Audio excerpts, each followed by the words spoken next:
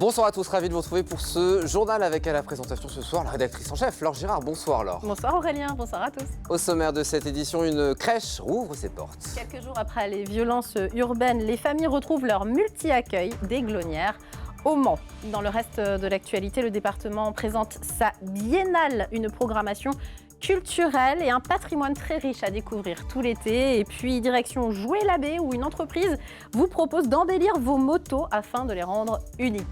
Et puis notre invité est un coriace ce soir. Oui, les Coriaces, c'est le nom du collectif que représente notre invité Jean-François Devins.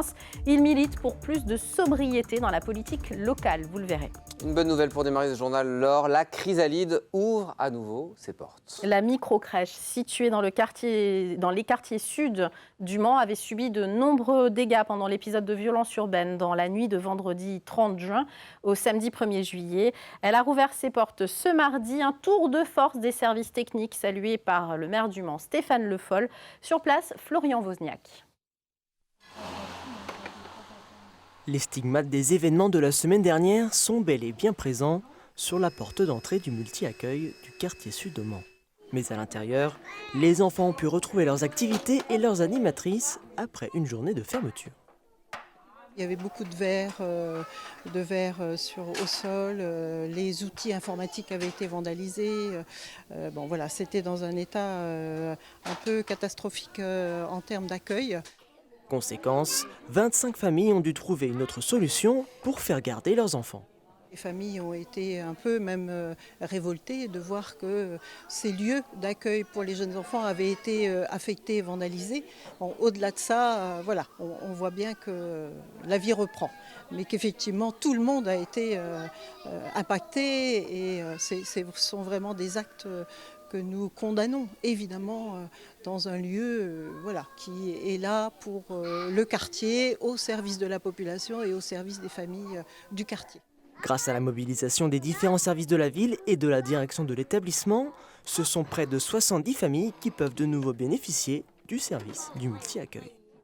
Et dans le même temps, Laure, une école maternelle des Sablons a fermé ses portes ce mardi. Oui, les enseignants de l'école Arthur Rimbaud, près de la place du marché au Sablon, font valoir leur droit de retrait en concertation avec les parents d'élèves. C'est très rare pour une école maternelle publique, mais cette dernière a fait de nouveau l'objet de dégradation dans la nuit de lundi à mardi. Vous pouvez voir sur les images un départ d'incendie, notamment dans leur parking à vélo. Des faits similaires se sont produits à plusieurs reprises les derniers mois. Jet de pierre, départ d'incendie, embrasement des jeux au milieu de la cour le dimanche 16 avril. Vous voyez ces archives et surtout tentative d'intrusion à répétition dans les locaux. Pour le personnel et les parents, c'en est trop et ils appellent les élus pour ne pas laisser la situation s'empirer. On écoute Julien Christofoli, co-secrétaire du syndicat enseignant SNUIP et PFSU.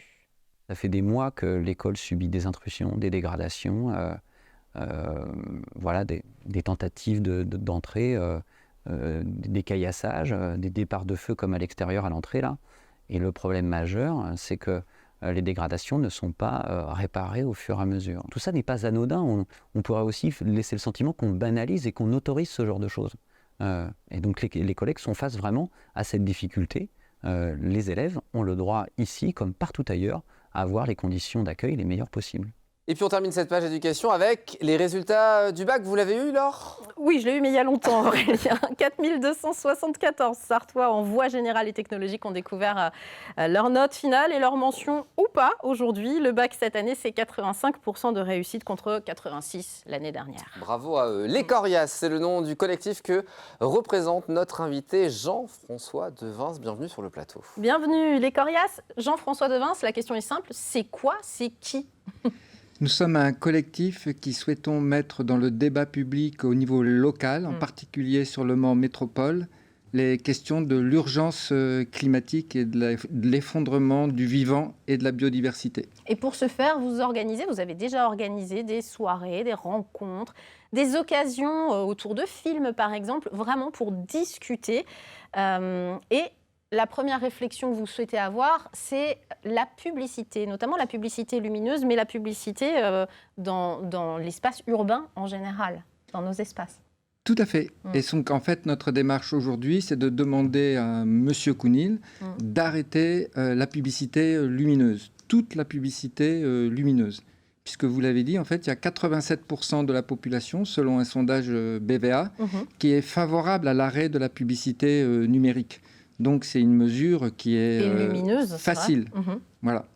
C'est une mesure qui est facile. Ouais. Et si on est conscient de l'urgence climatique, du bouleversement climatique, alors on peut prendre une décision. Il faut prendre toutes les décisions. Et celle-là, elle n'est pas clivante, elle est facile à prendre. Et ne pas la prendre, la prendre, c'est une bonne décision. Ne pas la prendre, c'est peut-être une erreur. Il y a un souci d'exemplarité pour vous dans les politiques locales et il y a des sujets comme celui-là qui pourraient être simples, selon vous, et le collectif, à mettre en œuvre, et ce serait exemplaire, et ce serait bien pour l'ensemble de la population? Là, en fait, cet hiver, on a demandé aux gens de faire des économies d'énergie. Ouais. Et alors que les panneaux lumineux tournent à plein régime. Donc, quand on dit aux gens, arrêtons la publicité lumineuse, et nous, on fera peut-être des économies, c'est de bon sens. Tout simplement. La prochaine soirée que vous organisez, rencontre publique, c'est le 19 juillet à 20h, salle de la Rotonde, Maison des associations au Mans. Toujours la publicité, supprimer la publicité pour un monde plus agréable. Chiche, avec Julien Marcinkowski, qui est fondateur d'Heureusement. C'est quelqu'un qui réfléchit à la science du bonheur, le bonheur dans la vie, en lien avec les relations, avec les gens, et en ayant moins, finalement, de possession. Alors, tout à fait. Et il faut remettre aussi le fait que la publicité, c'est un moteur de l'hyperconsommation. Et que cette hyperconsommation, elle détruit la planète, elle épuise nos ressources, elle épuise le vivant et elle alimente le réchauffement climatique. Et Julien Marcinkowski, c'est un ingénieur qui connaît les sciences dures, mais c'est aussi quelqu'un qui s'est spécialisé sur les sciences sociales et donc les mécanismes de la publicité. Et donc pour peut-être nous poser la question, avons-nous besoin de consommer de manière débridée pour être tout simplement heureux? Je précise que vous m'avez envoyé des documents notamment sur ces sujets-là et que vous êtes porteur de solutions. L'idée, c'est vraiment d'être dans le débat constructif et d'être en politique locale. Un dernier mot. Là, on parle de la publicité, mais bien sûr, il y a d'autres sujets qui vous intéressent. L'idée, c'est de construire ensemble le monde de demain, finalement. Alors, tout à fait. L'objectif des Corias, en fait, là, on prend la publicité lumineuse parce que, comme je l'ai dit, c'était une décision facile à prendre pour le maire et pour les élus.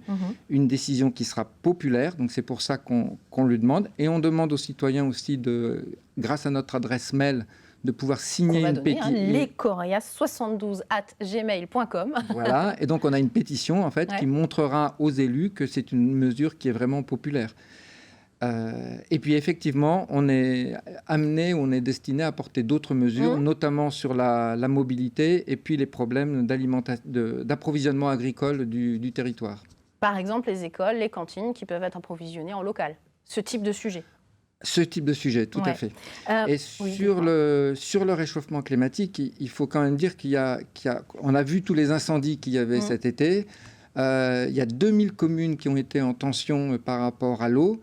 Donc, il y a vraiment une urgence. Et j'insiste, si on est conscient de l'urgence, on prend toutes les mesures. Et la publicité, on peut l'arrêter. On peut mettre fin aux contrats quand ils viendront à échéance avec les afficheurs. Je voudrais juste qu'on finisse avec votre logo et ce mot, les Corias. Alors le logo, il est plutôt sympa, parce que c'est un scarabée. Les Corias, ça veut dire quelque chose? Alors tout à fait, le L c'est local, puisque notre objectif c'est de mettre en débat les situations au niveau local. Et ensuite le C, donc c'est le C de cercle, qui est un cercle inclusif. Donc, on a vocation aussi à s'adresser à tout le monde. Y compris les jeunes, y compris les gens des quartiers, d'aller faire des soirées, des rencontres partout, les chefs d'entreprise. Tout public. Voilà. Merci en tout cas d'être venu nous présenter ce projet, ce collectif qui est en train de germer en tout cas. Et donc, on rappelle le mail pour l'instant, lescorias72@gmail.com pour les informations. Quelques idées à présent lors de visites à faire en Sarthe pendant l'été. Le département dévoile un panel d'activités estivales à découvrir dans les lieux patrimoniaux, et il y en a en Sarthe. Il recense une centaine d'animations dans une cinquantaine de communes, car vous le savez, Aurélien, vous êtes bien placé pour le savoir, il y a beaucoup de belles choses sur notre territoire à découvrir pendant cet été. Petit tour d'horizon avec Colin Ancel. La Sarthe regorge d'endroits magnifiques. La biennale départementale Patrimoine en Seine, Patrimoine sensible tente de mettre en avant le territoire. Tous les ans, on anime le territoire avec les associations, les communes, des événements pour que le touriste qui vient en Sarthe ait aussi des propositions de découvrir le territoire. 50 communes sont partenaires de l'événement, 100 animations sont proposées, des activités culturelles mais aussi la visite de lieux comme par exemple la rotonde de Montabon, le Fantastic Picture Show à la Citadelle des Anges de Télocher ou encore le Festival de Vivoin qui ouvre cette saison estivale le 6 juillet. Pour appuyer ce tourisme vert et donner envie d'aller découvrir les petites cités de caractère par exemple, eh bien, il y a des animations autour du patrimoine, autour de la nature, autour des jardins. Et on peut comme ça découvrir et passer une semaine, 15 jours en Sarthe pour passer ses vacances. Pour inaugurer cette biennale, le choix du lieu n'est pas anodin. L'abbaye de Tuffet, visitée par 7000 personnes à l'année, avec pour cette édition 2023 une exposition sur la céramique. L'accueil de l'inauguration de la biennale ici est un beau signe pour l'avenir de notre monument. C'était une excellente surprise. Nous avons été très honorés de cela. Et effectivement, ça concrétisait pour nous tout le travail fourni. Travail fourni par beaucoup d'associations pour préserver et faire visiter ce patrimoine. La saison 2023 durera du 6 juillet au 30 octobre. Et puis pour finir, on va parler de l'un des spécialistes français de la customisation de motos. Oui, c'est Pimp My Ride, si vous vous souvenez de cette émission. C'est l'un des spécialistes effectivement français de cette customisation. Il s'appelle Alan Ferrare, il est à la tête de l'atelier AF Métamorphose Bike. Après plus de 13 ans... En gros, il pimpe des vélos, voilà. Après plus de 13 ans à Neuville-sur-Sarthe, il a installé son entreprise à Joué-l'Abbé il y a quelques mois. Et le credo de ce passionné d'Harley-Davidson, c'est de préparer des engins uniques pour ses clients. Bien sûr, ce n'est pas des vélos, vous l'aurez compris, ce sont des motos. Anthony Piton, allez. C'est un atelier unique en son genre, aux portes du Mans. Un endroit où la mécanique se hisse au rang d'art et où les motos naissent d'abord dans les rêves des clients. On fait la conception du cadre, du rolling châssis en fait entièrement en fonction du cahier des charges qui va être défini avec le client pour qu'il ait une pièce unique en fait tout simplement. Un travail d'orfèvre appelé custom building et pour lequel Alan Ferrare ne compte pas les heures. Conception, fabrication, assemblage, finition, ici tout est fait sur mesure. Et l'un des grands plaisirs de ce passionné, c'est de voir ces machines figurer en bonne page dans la presse moto. Quand on commence une conception, c'est assez mystique en fait. Ça se passe, c'est un peu, c'est une magie qui s'opère en fait, voilà. Vous fixez pas de limite alors? Non, il n'y a pas de limite en fait. La seule limite, je crois, que ça va être l'argent et encore. Quand on arrive à fabriquer des choses et qu'on n'a pas forcément les finances, on arrive toujours à se débrouiller. Dans le milieu, les customs d'AF Métamorphose Bike se reconnaissent aux soins du détail apportés par Alan. Le titre de chevalier de la custom culture lui a même été décerné par la Fédération des bikers de France. C'est le côté, comme je vous dis, créatif en fait que j'aimais beaucoup en fait, de pouvoir créer sans limite en fait. Et j'aime beaucoup le travail bien fini en fait, un peu d'orfèvre. Et je considère que les motos que je crée, j'essaie d'en faire des bijoux qu'on puisse mettre dans des écrins. Et on aurait des écrins assez grands, ça serait pas mal. Une exigence qui fait le succès de la marque AF Métamorphose Bike. Mais l'idée d'agrandir l'atelier est exclue. Alan veut continuer à construire ses motos de rêve de chez lui. Et c'est la fin de ce journal. Dans quelques instants, direction la vallée du Loir. On va visiter le château de Baugé en Anjou, le palais du roi René exactement. Vous en avez de la chance. Ouais, mais vous restez avec moi? Oui, il paraît que je suis avec vous tout à l'heure. À 19h dans Sortez-moi de là, on va faire jouer Laure. À tout de suite.